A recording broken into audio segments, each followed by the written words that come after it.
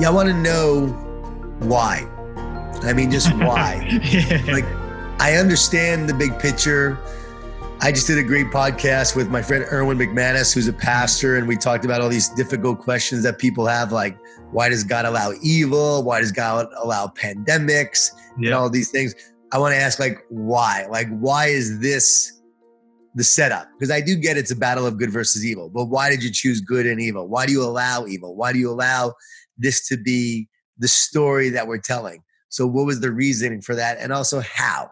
I want to know, like, how are we experiencing this life? Because we really are energy. You know, we are made up of energy. Everyone is. Right now we're communicating across continents. And yet here we are connecting, seeing each other, talking like we're next door. It's wild. We're broadcasting energy via sounds and images. And ultimately we're energy. When you realize that, you know that there's more going on than meets the eye. People, atheists and so forth, you know, they look at the biological nature of a human being and they see flesh and so forth.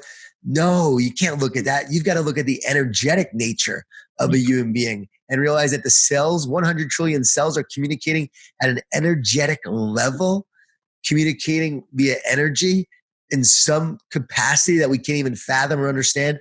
That should let you know that there's so much more going on. And when we think of God, it's not like he's this bearded guy in the sky. It's like this incredible intelligence that is beyond our comprehension that can actually create a solar system, a universe, and us. And by the way, the word universe means one song. I didn't know that. Universe. Yeah. We are living in the one song. We are the energetic frequencies in a universe. I just learned something there. Incredible.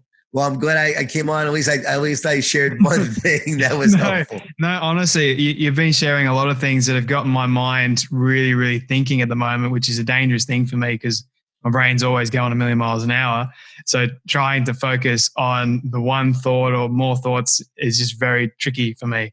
But I know. When I'm doing interviews as well, I'm like, okay, I'm thinking, but I have to think of the next question. I also have to listen. It's a very difficult challenge to be present, but also want to think of the next question, because when you're done, you got to think about what's the next question after that. You don't want this awkward pause, right? Or you'll lose the question and then you go try and figure it out again. It's like, yep.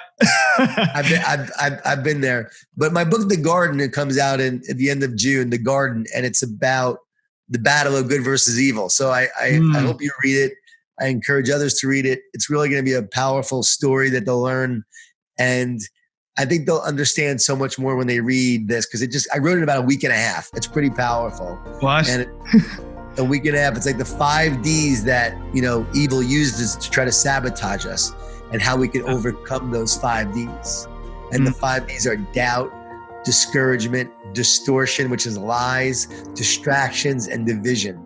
And we have to overcome those 5 Ds to create the life that we are meant to live.